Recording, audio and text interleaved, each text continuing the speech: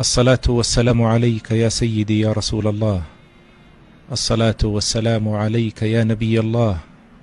الصلاة والسلام عليك يا خير خلق الله، يا من بعثك الله رحمة وهداية للعالمين، وكنت بالمؤمنين رؤوف رحيم، يا خاتم الأنبياء والمرسلين وقائد الغر المحجلين.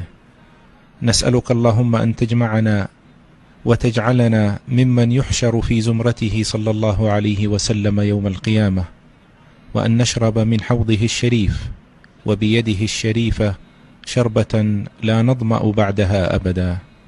نشهد أنك يا رسول الله قد بلغت الرسالة وأديت الأمانة ونصحت الأمة وجاهدت في الله حق جهاده حتى أتاك اليقين، وجعلت أمتك على المحجة البيضاء ليلها كنهارها لا يزيغ عنها إلا هالك.